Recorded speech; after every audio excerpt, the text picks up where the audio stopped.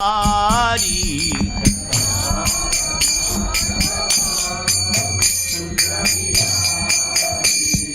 Gopi Jana Vallabha Girivaradhari.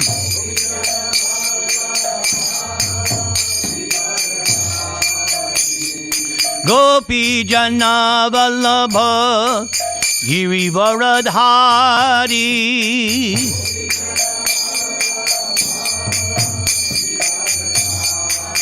Jasodanandana Braja Jana Ranjana. Jasodanandana Braja Jana Ranjana.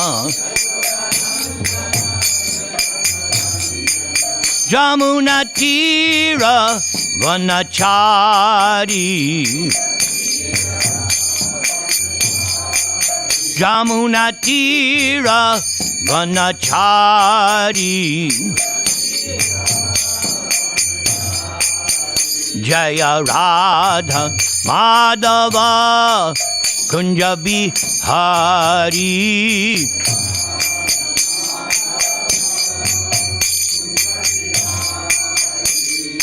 Gopi Jana Vallabha Girivaradhari.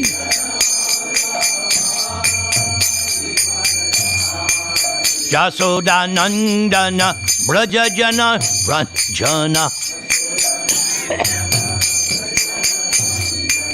Jamuna Tira Vanachari.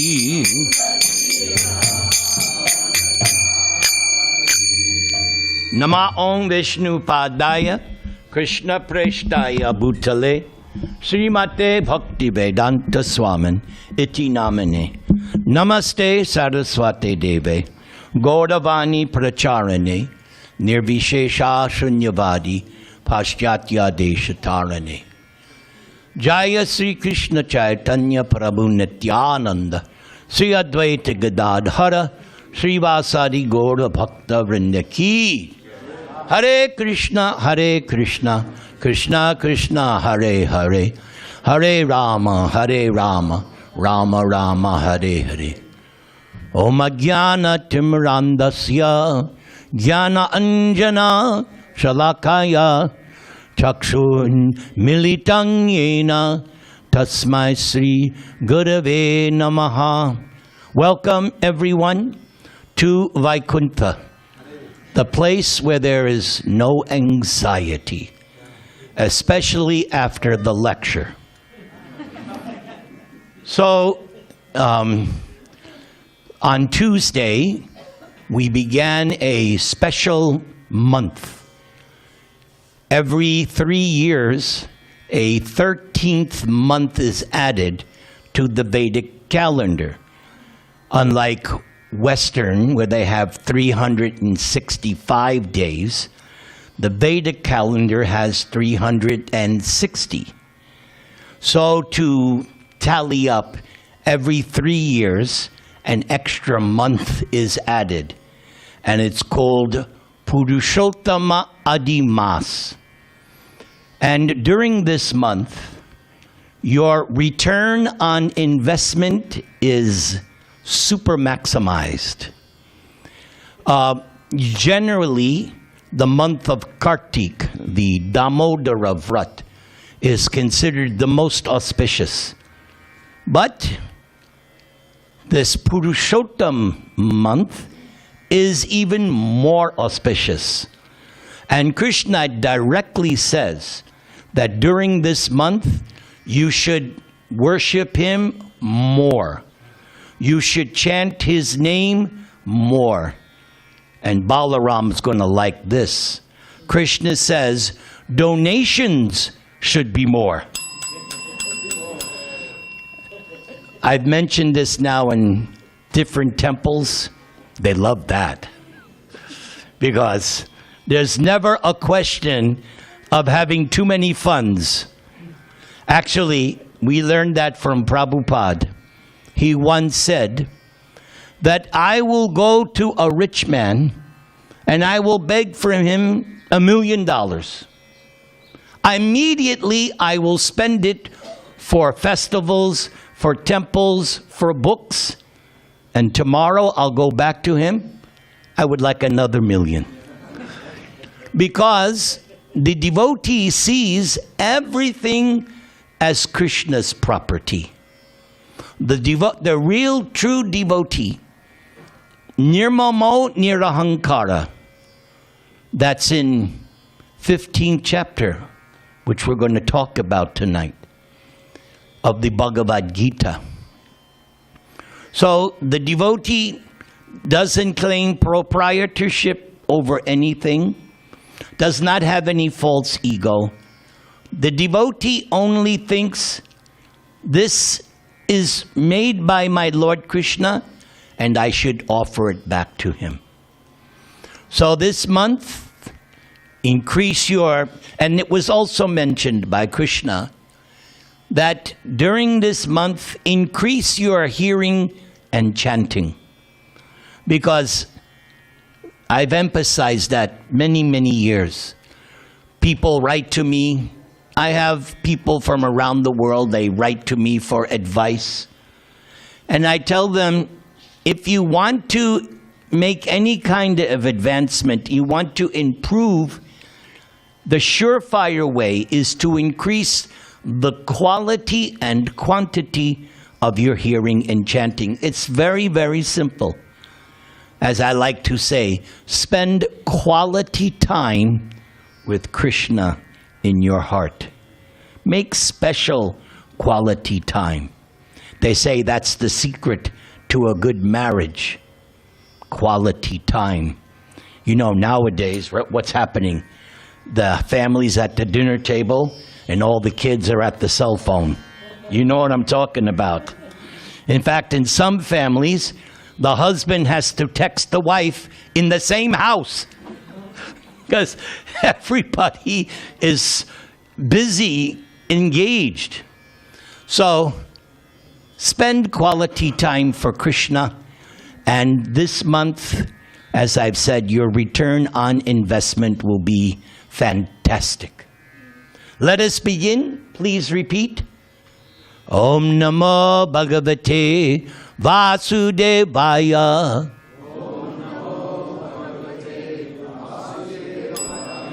Om Namo Bhagavate Vasudevaya.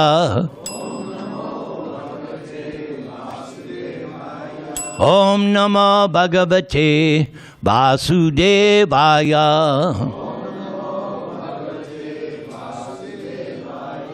So in the Bhagavad Gita, there are 2 chapters which are short. They only have 20 verses in them. Chapter 12 and chapter 15. And chapter 15 is entitled Purushottama-yoga, linking with the Purusha-uttama. Uttama means uttama, beyond the darkness. The material universe is dark, except Krishna has given us a light bulb called the sun. If there was no sun, darkness. So, uttama, beyond the darkness, beyond the material realm. Or uttama means the topmost. Or it means transcendental. And Purusha means person. Because God ultimately is a person. There he is. Right on our altar. Person. Yes, there are 3 phases to the absolute truth. Brahman, Paramatma, Bhagava. But the ultimate feature of the absolute truth is personal. Krishna, the person. So, Purusha-uttama or Purushottama means Krishna. So, I'd like to speak a little bit on this chapter, since it's the month of Purushottama, and hopefully my goal is to enthuse you, enliven you, and encourage you. At the end, I'll ask for your report card, and you can tell me. Be honest. I can take it. If I can take it from my wife, I can take it from you. Last night, my wife came with me to a program. On the way home, you did this wrong, and why did you do this? And why? So, if I can take that, I can handle anything. Of course, it was made with love. Yeah. Okay. So, let's go to the end of chapter 15. And especially since my dear, I don't want to use the word friend because I'm not on that level, but my senior godbrother, Dravida Das, who is very merciful and kind, and in so many ways senior to me, especially since he's here, then I want to do a good job with the Sanskrit. And let's see how you do. So we'll go line by line. So this is the final, we're going to work our way backwards. And I have reason for that. It's how I want to present. Try to repeat. Iti guyatamang shastram. Idam uktang mayanagha. Etad buddhva buddhiman syat krita krityascha bharata. So what does Krishna say here? This is the most confidential part of the Vedic scriptures. So doesn't that pose a question? What's he referring to? And he says, O sinless one, Anaga. That's Arjuna. It is disclosed now by me. Whoever understands this will become wise, and one's endeavors will know perfection. So what is this that he's talking about? The most confidential part of the Vedas? Wow. Let's really listen now, because it ties in with the previous verse. And this verse, I'm happy to say, was the very first verse I memorized when I was in the Brooklyn Temple at the age of 23. I picked this verse as the first verse to memorize, and you'll see why. After all, Krishna just said, this is the most confidential. Let's see if we're still Sanskrit fired up. Are you ready? Yomam evam asamudho. I lost you. Come on. Get back into it. Sit properly. Janati Purushottama. That's a little better. Sasarva vid bhajati mam. Sarva bhavena bharata. What is the meaning? Krishna says, whoever knows me as the Supreme Personality of Godhead without doubting is the knower of everything. One therefore engages him or herself in full devotional service to me, O son of Bharat Arjuna. So this is it. This is the most, at least according to Krishna. Do we accept Krishna here in this temple? Do we accept Krishna's opinion as final? Yes. Otherwise, what are we doing here? It's a Krishna temple. Yes. So, knows Krishna as God. Now, I have been practicing this Krishna consciousness now since 1973. And I've preached in countries around the world. I've done hundreds of home programs and temple programs. And I have met people, and they have come up to me, Prabhuji, I don't have this faith that you have. Because it says here, knows Krishna as God without doubting. So I've come to understand that this is a gift. Because you can't buy it on Amazon.com. No, this is a special gift.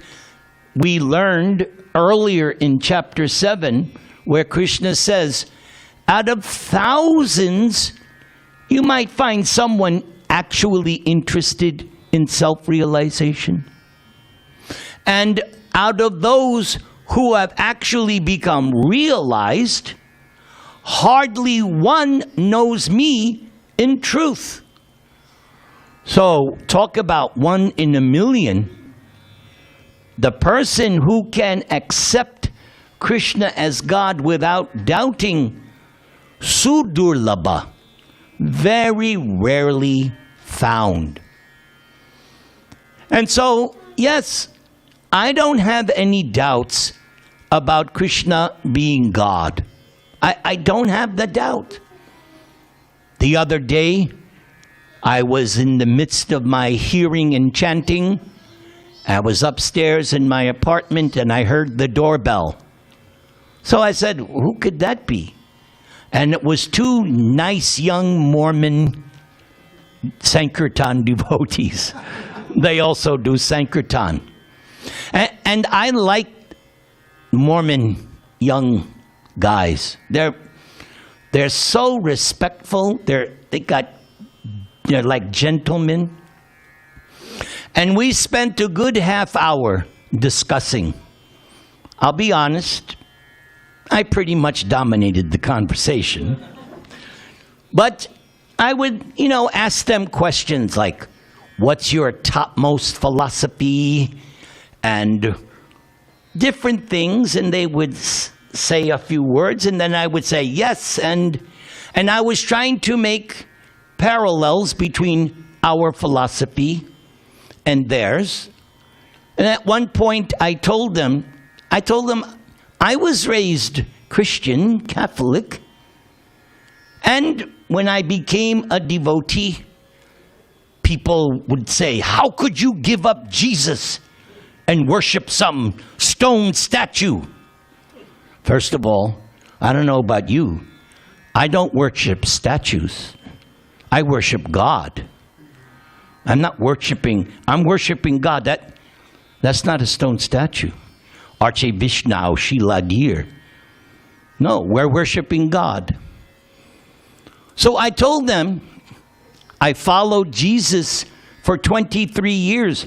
And it says directly in the Bible, nobody goes to the Father but through me, Jesus has supposedly said. So I told them, yes, I followed Jesus. He showed me the Father. His name is? There you go. What's the argument? What, you don't believe me? Well, that's okay, but that's how I see it. He showed me the Father. And then I explained to them, I don't love Jesus anymore. For many years, maybe 10, 15 years, every year, I would be invited to some Catholic high school shamanad. And the teacher, whenever they would discuss Hinduism, because it was a world religions class, they would have to study Hinduism, they would call me. So I would go and I would try to present it in terms that they might appreciate. And my favorite is when Jesus was asked, what is the greatest commandment? And Jesus says, love God with your whole heart, your whole soul, your whole mind. And I said, we do that. Are we not worshiping Krishna, trying with our whole heart, our whole mind, right? We're doing what Jesus said. Jesus didn't say, love me. He said, love God. Here's God, Krishna. That's God. He's more than God. He's the absolute truth. And then the second one, love your neighbor as yourself. I would tell the high school students, we don't just love human beings, we love the animals. We don't even want to hurt an ant unnecessarily. So, how can you say we're not Christians? We're doing exactly what Christ said. What's the problem? That's how. So at the end, they got, because the conversation was going and I was making my points. After about 20 minutes, they said, "Okay, we got to go." So we did a swap. I took their Mormon Bible and I gave them what? Bhagavad Gita. Success. So, knowing Krishna without doubt, for me, it's all because of Prabhupada. Because when I saw Prabhupada, and when I hear Prabhupada, and when I read Prabhupada's Guru Mukha Padma Vakya, his transcendental words, again and again and again and again, I'm convinced Krishna is God. It's all because of Prabhupada. That's why, as an initiated Brahmana, 3 times I must remember my spiritual, at least 3 times. Dayam, stuvang, stasya, yashas, 3 sandhyam. By chanting the appropriate mantras. Because without Prabhupada, I would have no appreciation or access to Krishna. That reminds me, one lady, maybe about 10 years ago, she heard my lecture in one temple, and she said, "Oh, I want you to get me a set of Bhagavatams from your ISKCON," because it was not an ISKCON temple. So I got the Bhagavatam for her, and she paid. But after a week, she called, and she said she didn't like it, because it wasn't tallying with what she knew from her understanding of Hinduism. She found, and so then she said something that was like I'd never heard before. She said, "You should give up Prabhupada. You don't need Prabhupada. You just need Krishna." And when she said that, I said, "I'm very sorry. Without Prabhupada, I know nothing." So I had to end the conversation, because there's no question. Without Prabhupada, nothing, nothing. So this gift, I call it a gift, that if you have that faith, and it's not just intellectual. One thing about this movement is that there is what is called test by fire.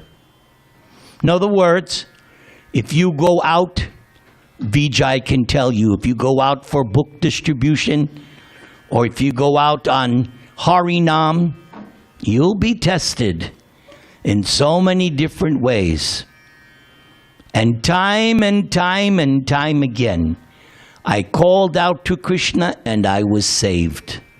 I've told the story. The first time out on book distribution, somebody tried to rob me with a gun or a knife, and I just screamed out, "Hare Krishna," and the guy ran away. And I went, wow, this Hare Krishna mantra really works. And there are so many, I have so many incidents like that. I remember very clearly one day, 1978 or 79. I was in the lowest of the lowest of the lowest. I couldn't get any lower.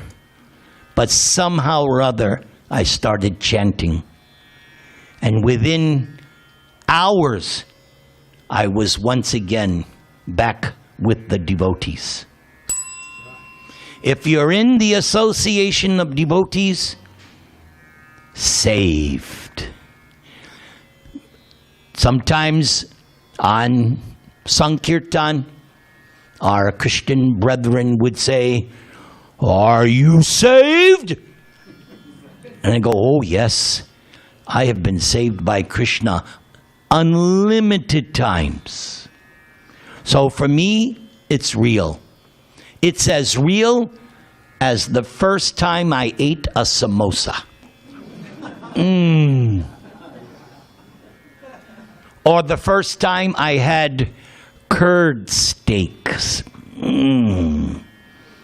Every once in a while, my wife will treat me and she makes curd steaks. Ecstasy.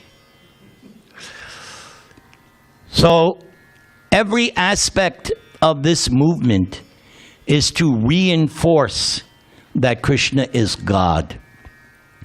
But the association of devotees is everything. Okay, so Krishna says that the proof so this verse also, there's a proof. Because anyone can say, "Oh, I love God, I believe in God." But here is the proof. One therefore engages in full devotional service. There's the test. Talk is cheap.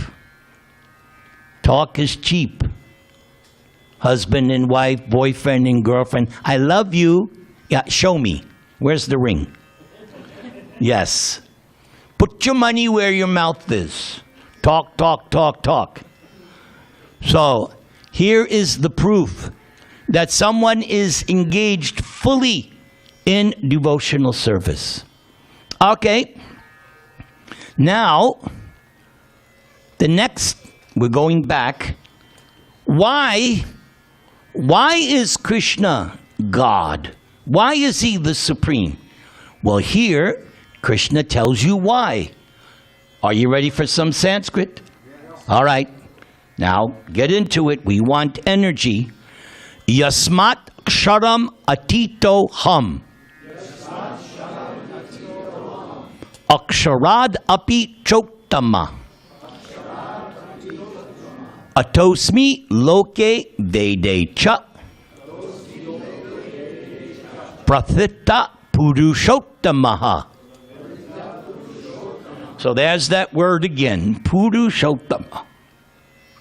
Krishna says, because I am transcendental, beyond both the fallible and the infallible, and because I am the greatest, I am celebrated both in the world and in the Vedas as, everybody say, Purushottama.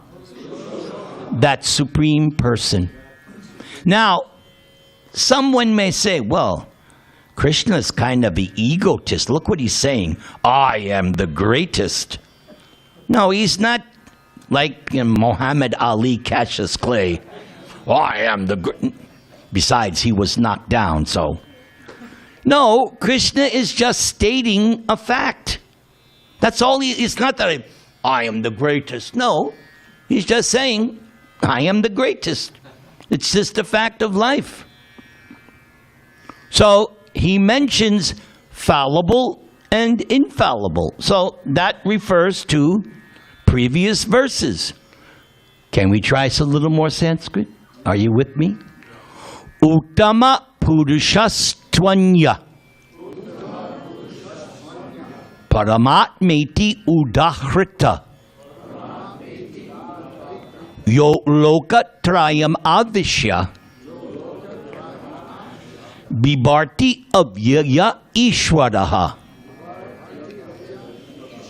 So the two, besides that means the fallible and the infallible, there is the greatest living personality, the Supreme Soul. So, in the verse, Padam Atma. So here, Krishna is referring to himself in the third person.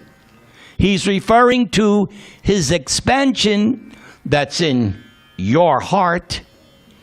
Everybody say, Padam Atma. The Supreme Soul, or the Superior Soul. And this concept you've heard me say many, many times.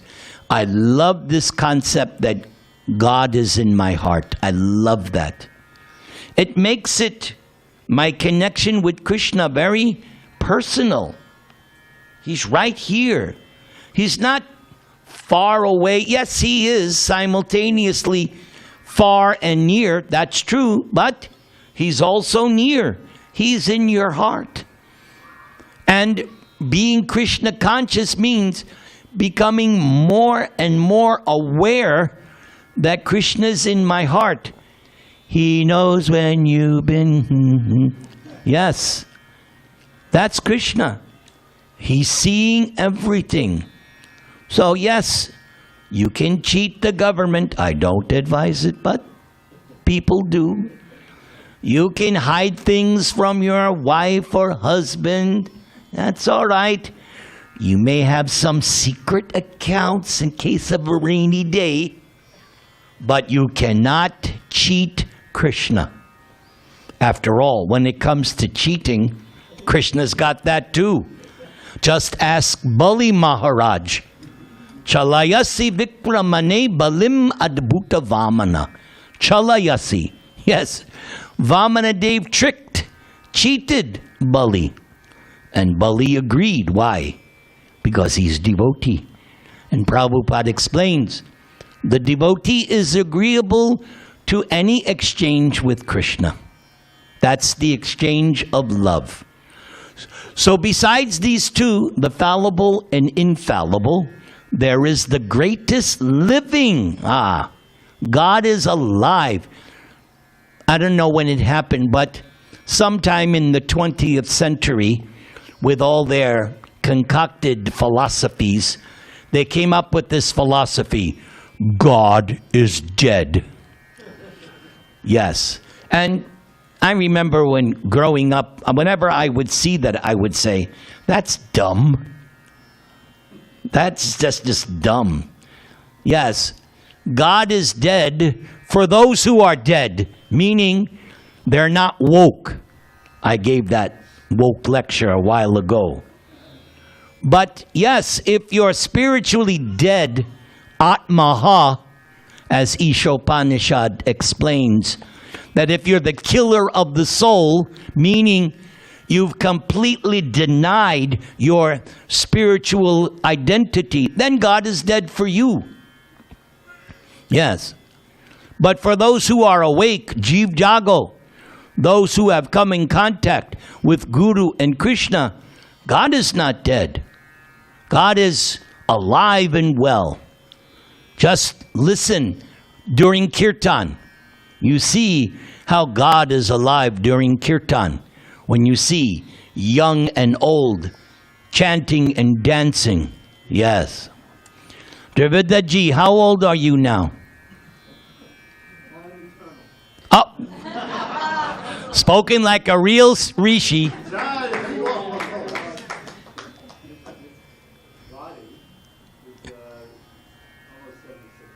76? Oh, you're 3 years older than me. And I found out last month I'm older than Budri. I always thought Budri was, but I think he's 2 years younger than me. So, yeah, 3, wow. So, don't you still jump and dance and chant in Kirtan? We all see it, right? That's okay. Yeah, but the urge, yes, because for you, God is alive. God is alive.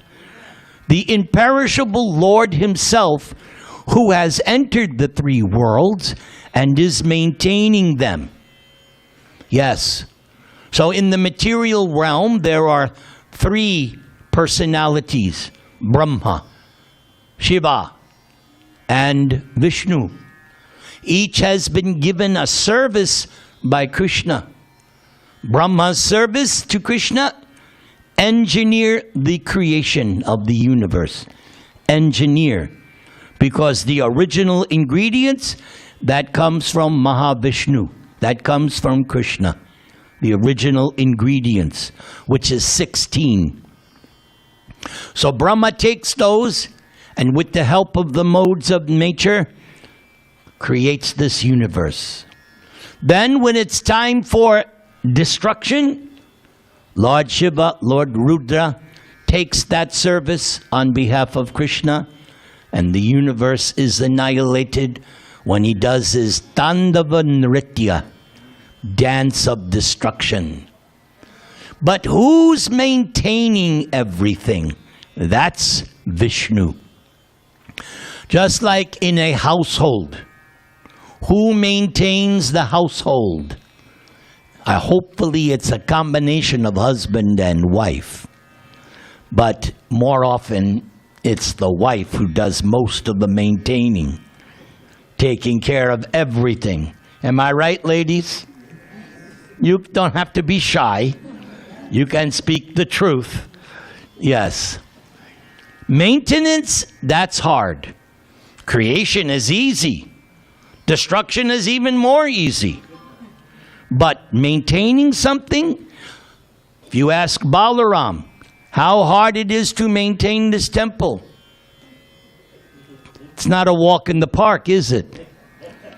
You ask any temple president, it's more or less a thankless task, because you have to deal with so many personalities and so many issues, and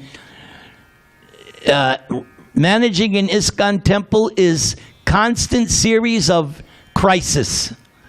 Constant. But it's an opportunity to remember who? Yes, that's what it is. It's an opportunity. So Krishna says, in my form as Vishnu, I am maintaining this universe. Dvavimau Purusha-loke ksharash chakshara evacha kshara sarvani bhutani kutasto kshara uchate. So this section of the 15th chapter began with this verse. There are two classes of beings, fallible and infallible. In the material world, every living entity is fallible. I learned that in grade school. There is one shloka, to err is human. Everybody knows that, right? We give that as an excuse. To err is human. Sort of like an excuse when you screw up. You can just say, well, to err is human. And in the spiritual world, every living entity is infallible. And studying the purports to this section, that oneness, there is a oneness. When you're in spiritual life, there is oneness, but not oneness of individuality, because Krishna has his individuality, and we also have eternal individuality. I mentioned this last night in my program at someone's house. I said, you're eternally an individual, so get used to yourself. You're not going anywhere. Now, we're not talking about the picture on your driver's license, because that changes. But the real you, the person, I mentioned last night, I got a big laugh last night. Driva, you might know Urjaswat. Remember Urjaswat? All right, so I was friends with Urjaswat, and he was African-American devotee from Texas. And when I first met him, I really liked how he would preach to people. And I'm going to try and emulate his voice. I'm going to use Krishna Kata. Prabhu, I want you to step outside your body. I want to talk to you. So that's how he would sometimes, Prabhu, step outside. I want to talk to you. So I like that very much because it brings in the beginning of Bhagavad, but you had to hear it. And I'm just doing a bad imitation. But his voice and the way he would say it, so wonderful. So, we're not this body. That's the first thing we learn in Krishna consciousness. And then, so let's go now.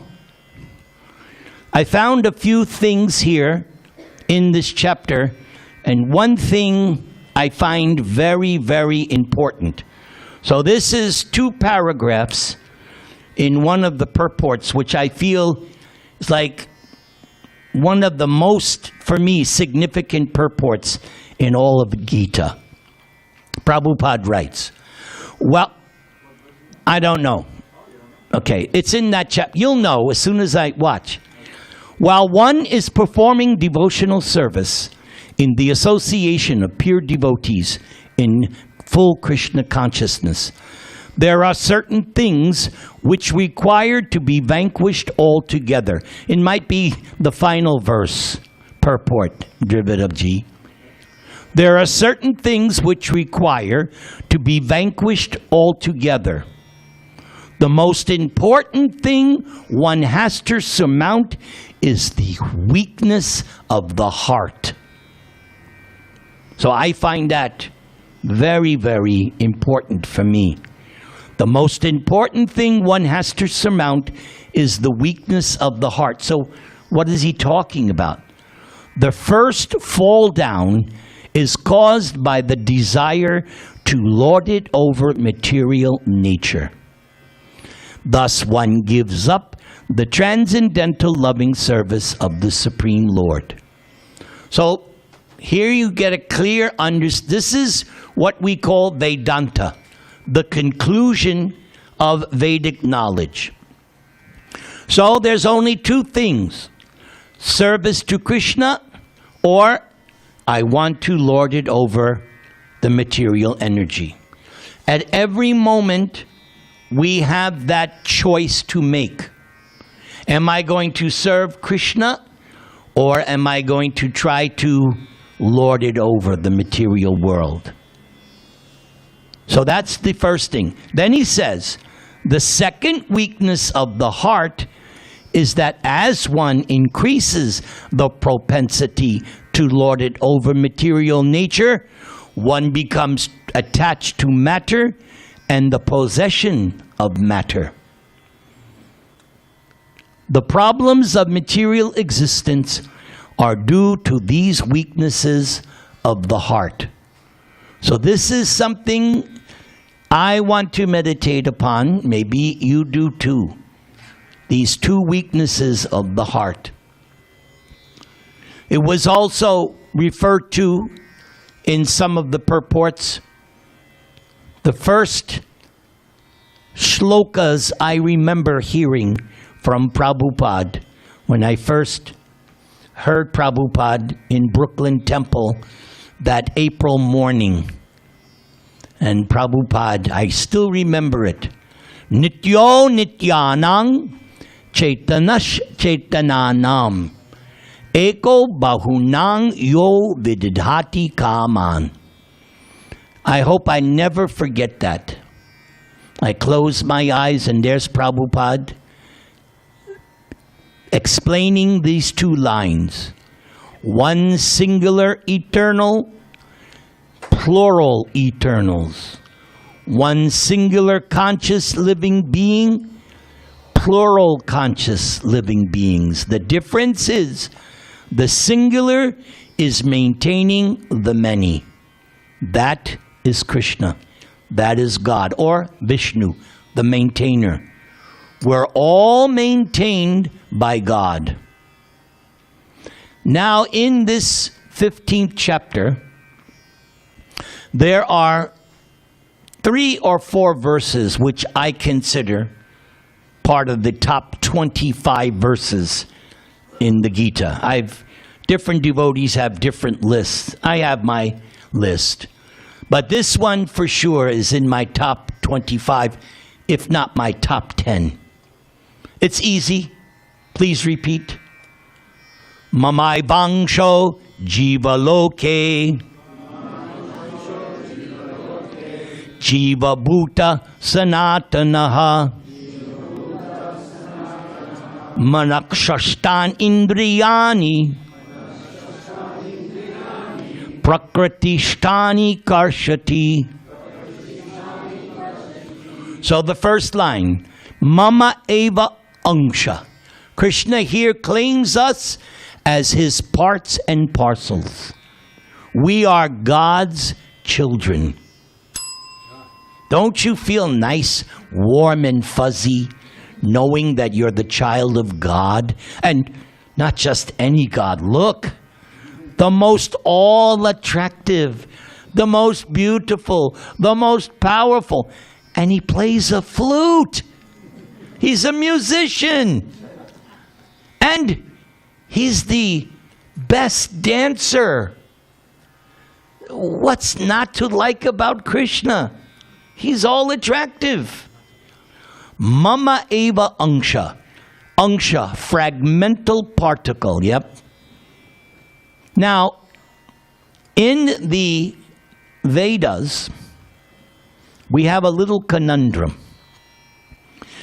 Lord Chaitanya says, and he quotes from the Upanishads, the soul, the Atma, is 1/10,000th the tip of the hair. That's kind of small. But in Bhagavad Gita, there's a different word. I think it's aprameya, immeasurable. Wait a second. You just said 1/10,000th tip of a hair, and in Gita it says immeasurable.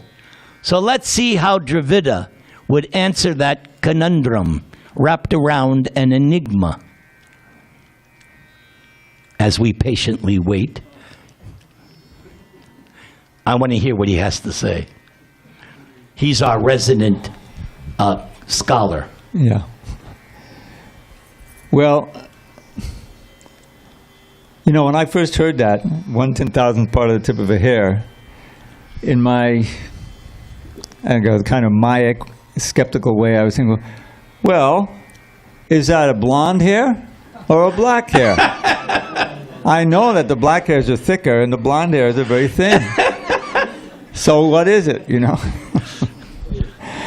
And so you have, in other places, it's, you know, Prabhupada said infinitesimal. Yes, infinitesimal. Which means very, very, very small. But it does say, but it has breadth and length, you know. The idea is that, I mean, from the aprameya, I get it's so small that you can't measure it, certainly by the naked eye. Yes. You know what I mean? The whole idea is that it's small, but it's irreducible. You know, that another on the positive side, never born, never dies, and it expands. It through in any body, and this is also in the second chapter. The consciousness is spread throughout the body because of the presence of the soul. Yes. So the soul is always influential in that way. It could be spread out in the whale's body. It could be spread in an ant's body, but it's always has that influence, which is also indestructible, like consciousness. So I don't you know, worry too much about that aprameya. The aprameya means it's very, very, very small. That's the way I feel. Thank you very much. Hare Krishna. It's a pleasure to have you with us.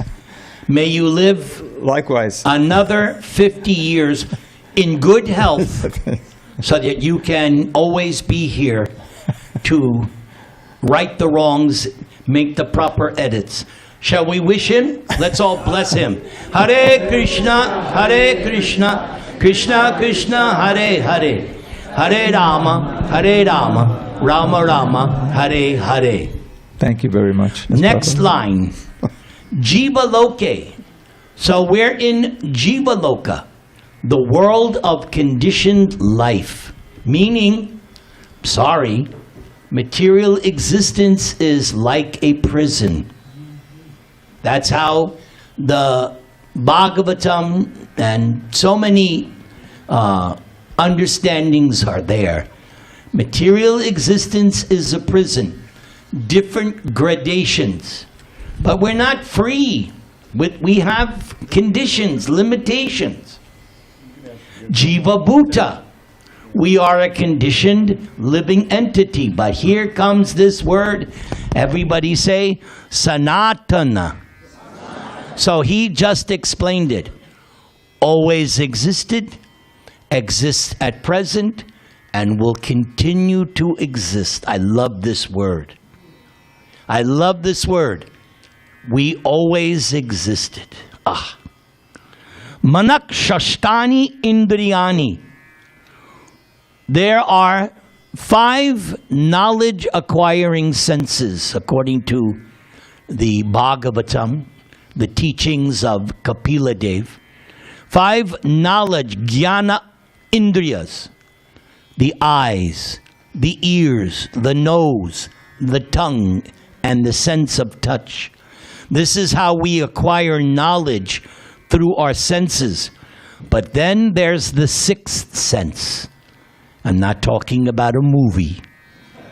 I'm talking about the 6th sense, meaning the mind. And look where I am. I didn't say brain, mind. Because according to Gita and Bhagavatam, where does Krishna reside? I already said. Where is Krishna? Heart. And where am I? Right next door. I'm also in the heart. Right? Prabhupada used to always say to the young kids, point here. And the kid said, that's my foot. And he would say, this is my hand. So Prabhupada would say, but where are you? And then the kid would point, no, see, that's your chest. Prabhupada was trying to show the young kids that the self, the soul, is different from the body. So the soul and Krishna both reside in the region of the heart. And the soul is covered by a subtle material body, mind, intelligence, and ego. And if you study Kapila Dev's instructions, he actually says it's one with 4 features. Mind, intelligence, ego, contaminated consciousness. But, good news, that subtle body can be dissolved. How? The magic word. Everybody say, Bhakti. Kapila Dev very early tells his mother Devahuti, Bhakti dissolves the subtle material body. That's why Lord Chaitanya's first instruction, Cheto Darpana Marjanam. Scrub that heart, scrub that mind, scrub that consciousness by loudly chanting, everybody.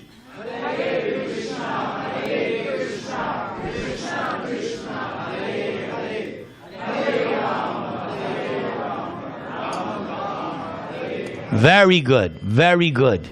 That's how we cleanse the heart, the mind, the consciousness. Then he says, Prakriti Shtani Karshati. Material existence is Karshati, struggle.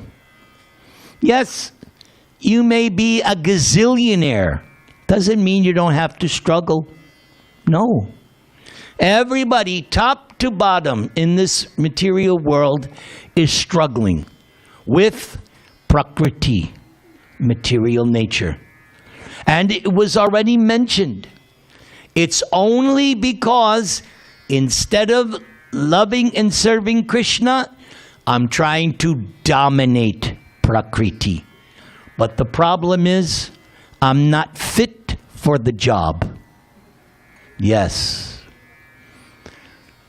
Many years ago, I was in a particular position, and one nice brahmachari, one day, he frankly told me, Prabhu, you're not fit for this job. And you know what? I said, you're right. I'm not. And soon after that, it was different. But it's all good. It's all good. Here I am. Hari Bol. Like my wife used to always say, Krishna may close one door, but he leaves the back one open. Even Krishna does that. I'm going to end with this nice story. There is a wonderful book known as Govinda Lilamrita. I don't know how often, but once in a while I read a little bit of it. It's the most exoteric thing I've ever seen in my life. So, there's one pastime where Yashoda, when Krishna goes out every day with the cowherder boys and takes care of the cows and calves, and then in the evening he comes home, and since Krishna did not eat much at breakfast, when he comes home for dinner, he's hungry. And so everybody's invited from Braja to see Krishna in the evening, just like we have evening darshan. So everybody's invited and everybody's eating nice, sumptuous food cooked by Yashoda and the gopis and Radharani. And then at a certain time, Yashoda comes in. All right, everybody go. It's over. Krishna has to take rest now. In LA Temple, many years ago, there was one devotee, Krishna Bhavana. And you remember him. Yes. And it was his job to close the temple at night. Now, picture this. This guy is from, I think, Texas or Oklahoma. He's like your typical Midwestern. And when he joined the temple, he came in his full military outfit. And he surrendered like when he was 65, 70. But he fully surrendered. So he had a personality. The kids used to call him Grumpy Umphalophilus. So it was his duty at 8:30, it's time to close up the temple. So he'd come in the back, closing time! And we'd hear that voice, oh! Because he sounded like a Marine sergeant. Closing time! Nobody messed with Gaura Bhavana.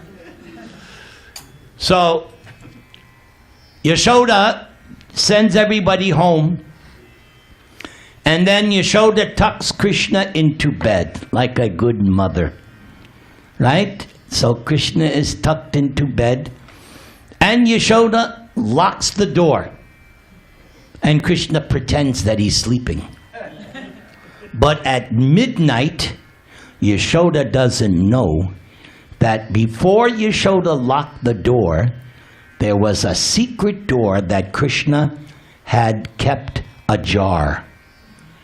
So at midnight, Krishna sneaks out that door, and the land of Vrindavan, personified, personally takes Krishna to the pre-designated place where the rasa dance is to happen. Because during the day, the gopis and the cowherder boys, they're making all kinds of schemes. And so it's decided, tonight we're meeting at this ghat. Tonight we're meeting at this kund. So there are different forests, and they have different colors. There's a gold one, a blue one, and everything's arranged for the midnight rasa dance. So Yashoda thinks, oh, my Krishna is tightly locked up. Krishna goes, no, I'm not. That's our Krishna. That's it. I'm not going any further. I just wanted to use that. Are we ready for Prasadam? All right. Let's see. Oh, I'm over time. Okay, we're going to have another kirtan, right? Yes. All right. So, do I get thumbs up for tonight's class? Yes. Hari Bol. Please give a big round of applause for Nirantar Prabhuji. Wonderful class. Thank you so much, Prabhu, for such a wonderful Hare talk. Krishna. Hare Krishna.